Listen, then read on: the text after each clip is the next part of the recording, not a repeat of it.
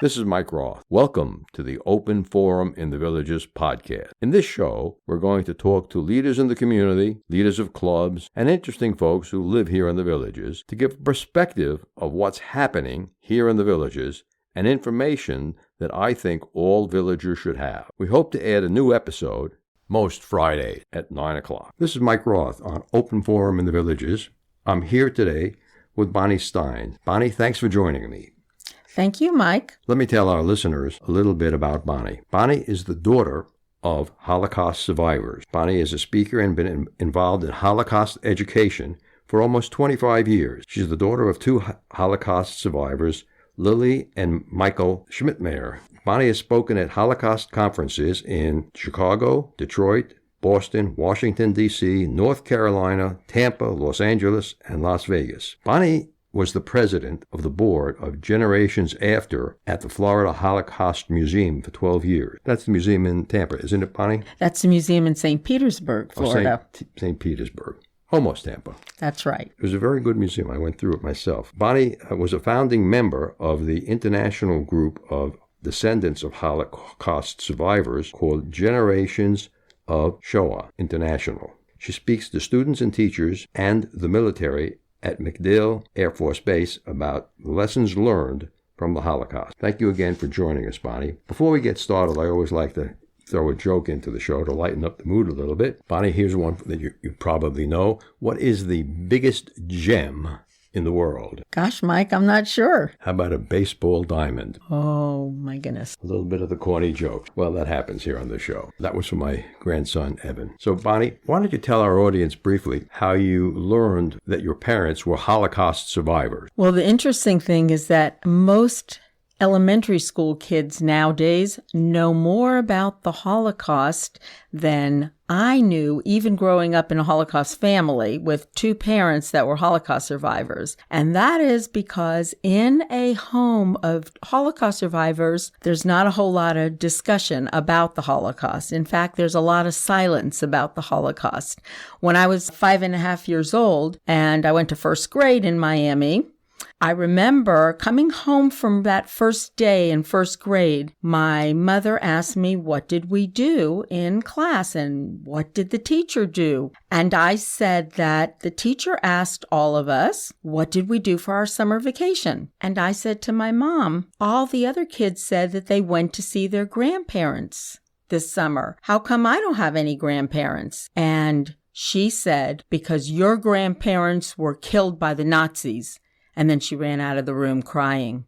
So at 5.5, I found out about the Holocaust. I didn't really know what it was, but I found out that there were terrible people called Nazis. And I also realized not to ask any more questions ever again about grandparents. Why don't you tell our listeners a little bit about your parents' experience in the concentration camp? Well, my mom was taken from her home, put onto a truck, and taken first to a ghetto, which at that time happened to be a lumber yard. That's where the ghetto was, where she lived for several weeks. And then they were her whole entire neighborhood and her family was put on cattle cars. These cattle cars were made to obviously carry cattle and horses during World War I first, and by World War II, they were being used to transport people. My mother was in a cattle car with her family and about 100 people for 3 days on their way from the ghetto to Auschwitz concentration camp. And that was 3 days with no water and no food and no bathrooms, and she was 13.5 years old at the time. What part of Europe was she from? My mother was from Hungary, and my father, also a Holocaust survivor, was from Romania. Now, his experience was a little bit different in that he was in a vocational school, and the Nazis came to the vocational school to get all the Jewish kids. I say kids, he was 17 years old at the time, to take all the Jewish kids that were working on different vocational endeavors and take them to labor camps where they could be slave labor for the Nazis at the time. As I had an opportunity to listened to one of your earlier talks. Did your mom actually know Anne Frank? Well, there's an interesting connection between my mom and Anne Frank. And when I speak to children's groups, they're particularly curious about this part. And that's because, of course, most kids, by the time they're in middle school, have read The Diary of Anne Frank. Now, my mom and Anne Frank do have quite some similarities. They were both born in the same month in the same year. So if Anne Frank was still alive today, as my mom is still alive today, they would both be 93 years old right now. Mm-hmm. Were they both in the same concentration camp? They actually were. They were both at Auschwitz at the same time, and they were both liberated. Well, they weren't liberated because Anne Frank was dead by this point, but they both were in Bergen-Belsen. My mom was in Bergen-Belsen with her older sister, my Aunt Nancy, and Anne Frank was in Bergen-Belsen with her older sister, Margot. Mm-hmm. Mm-hmm. And it just so happened my mom was still alive at liberation, even though she was 60 pounds at liberation, and Anne Frank had died about 3.5 weeks before liberation is what we can perceive from what we do know. So, yes, my mom was liberated on April 15th, 1945. And at that point, she was an orphan because all four of my grandparents, my mother's mother and father, and my father's mother and father, were all murdered during that time in the Holocaust. Mm-hmm. Bonnie, can you tell our listeners what Remembrance Day is and why it's significant? Well, in January 27th, we're coming up to International Holocaust Commemoration Day. And that is the day that Auschwitz concentration camp was liberated, which is why we celebrate International Holocaust Commemoration Day that day. That's different from our U.S. National Holocaust Commemoration Day, which we celebrate. I say celebrate, it's really we commemorate in May. Okay. So we're coming up to that right now, and that's a day for the whole world to basically remember the Holocaust. And the hope is that by remembering, we'll make sure that it doesn't happen again. But we so far might know that that's not true, because here it's been since the Holocaust, and we have had over 50 genocides since the Holocaust. So one thing it seems to happen one thing we learn from history is that we don't learn very much from history. Mm-hmm. It almost seems like it's happening again in the Ukraine. Absolutely. Absolutely. My point exactly, that we talk about remembering, but we don't really make any changes. Mm-hmm. Mm-hmm.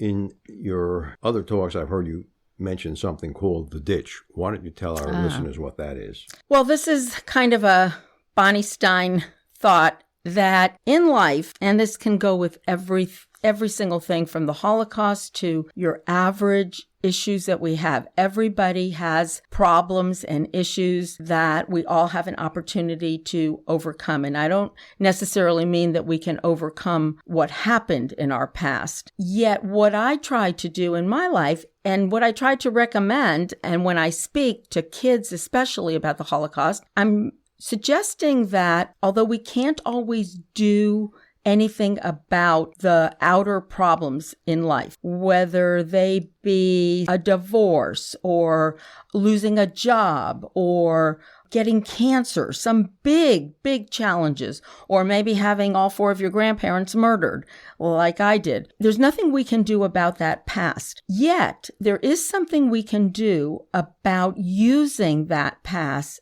as an help to help us get on that path, using the past to help us stay on our path and going forward. The way I look at it is that we're all on this path in life, and that there are ditches on both sides of us. Kind of like imagine riding your bike on a path, and that to the right and to the left is a ditch, and over that ditch you might get over the cliff, go overboard. And yet, if you keep looking in that ditch, if you keep talking about that ditch, if you keep trying to get other people to come over and look in the ditch with you, then that's where we're headed. We're headed where we focus. Mm-hmm. So we have to keep our eyes on where we want to go and stop talking about and stop thinking about and stop repeating what we don't want in life. Mm-hmm. Mm-hmm. I understand, Bonnie, that you've participated in one or more meetings of Holocaust survivors' children and the children of Nazis.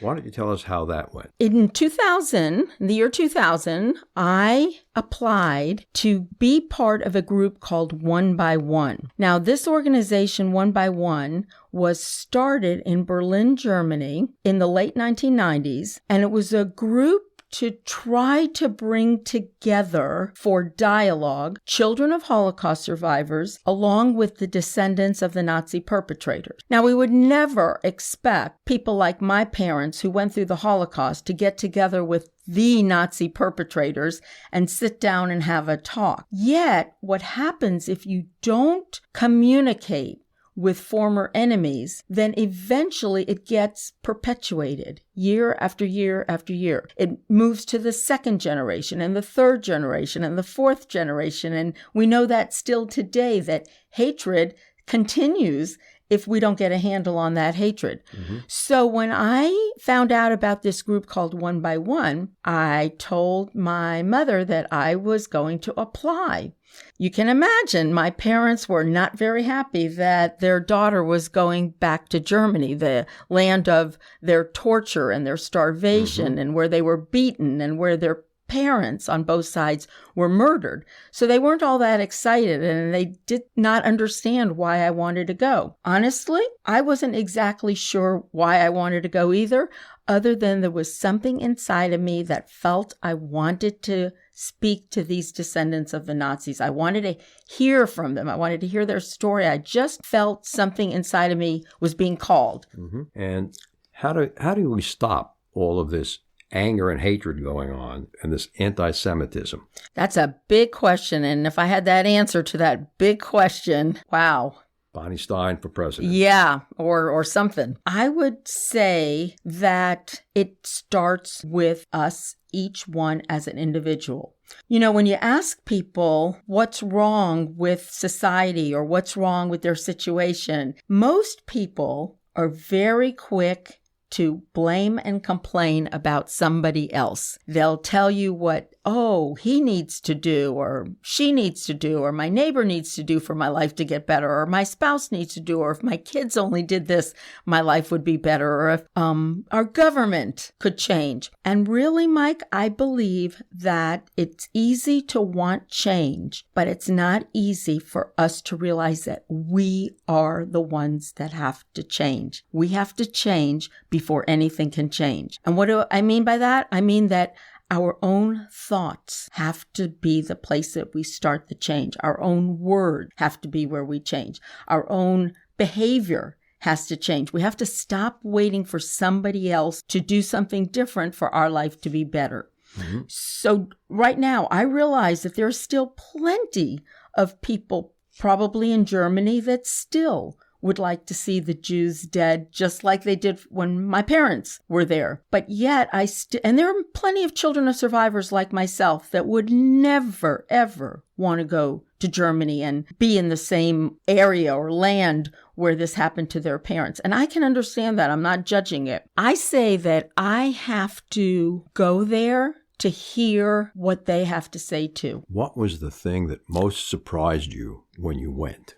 So 7 of us, 7 children of Holocaust survivors from all over the United States, I was the only one from Florida, met in Berlin with 7 children of the Nazi perpetrators, 7 descendants of the Nazi perpetrators. And we met all day from 8 o'clock in the morning till 10 o'clock at night. We lived with them in the same dorm. We ate breakfast, lunch, and dinner with them in the same area. We spoke for probably 8 hours a day with them, along with facilitators there. Do you speak German? I do not speak German. So and did they speak English? Some of them spoke English, mm-hmm. and we also had a German translator. We had 2 facilitators that were from the Jewish Holocaust survivor side and 2 translators from the German side. What was the biggest takeaway that you had, Bonnie? The biggest takeaway for me was that I thought that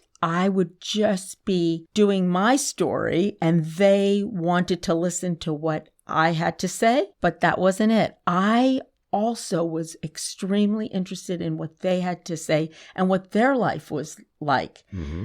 We were all asked to say, give at first 5 minutes of how did the Holocaust impact your life growing up? Mm-hmm. So every child of survivors and every descendant of the German side also said the same thing. What impacted your life the most?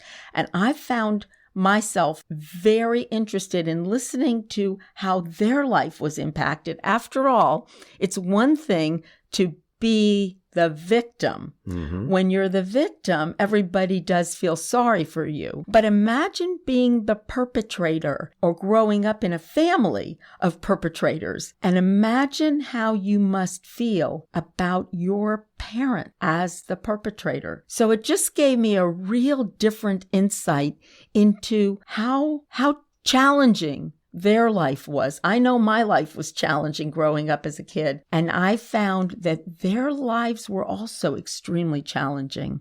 Mm-hmm. Maybe you could talk for a moment about negative self-talk, I think, that you mentioned earlier. So these are the words that we say to ourselves about a challenging situation. Again, I mentioned a few challenging situations that we've had. Everybody has challenging situations. I teach race walking classes here in the villages, and I hear my students talk about a child who died. They had a child perhaps who died. Many of them have parents who are having real severe health challenges right now. Some of them have spouses with significant health challenges like cancer. I have one student who has a husband who had recently had a stroke. There's a lot of things going on. Some of my students have children with alcoholic problems and drug addiction problems. So I don't like to compare challenge opportunities because we all have them. We all have them. So if we were going to give our listeners one message from the daughter of a Holocaust survivor, what would that message be? The message that I would say to everybody is that even though you can't do anything about your past, you can do something big about your present and going forward. In fact, Mike, I like to say that when we give up all hope for a different past, that is when our future gets immediately better. Mm-hmm. When we give up all hope for a different past. Many people are still talking about the past, and I believe that the point of remembrance is to remember the past and then start talking about the future. Start moving toward the future. Stop looking in the ditch, stop discussing what's in the ditch, and put your eyes on the path of where you want to go, and then keep that first and foremost in your mind. Mm-hmm.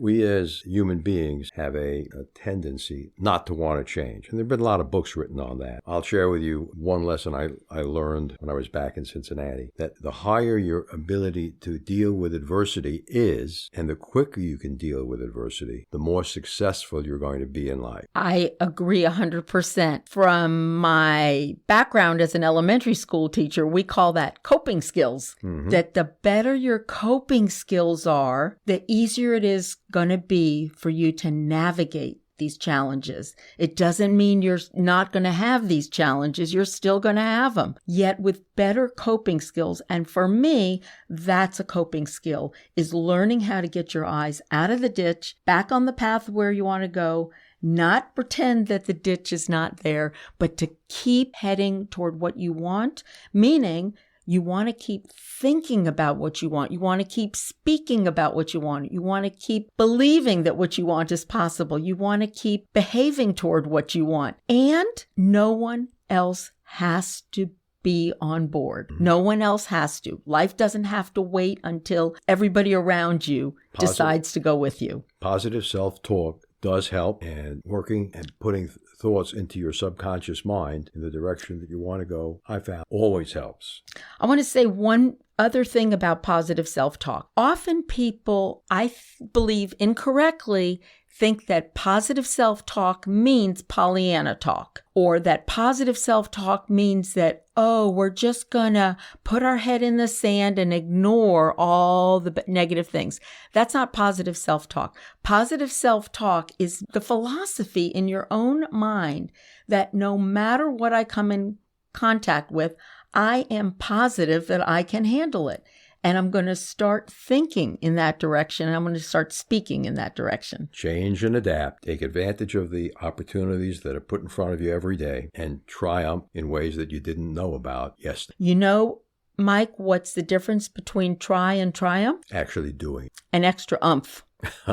Thank you very much, Bonnie, for being on the show today. And Bonnie, if anyone wants to reach out to you via email, how would they do that? Absolutely. You can email me at Bonnie, Bonnie, at acewalker.com. So that is Bonnie at acewalker.com. Thanks again today, Bonnie, for being on the show. My pleasure.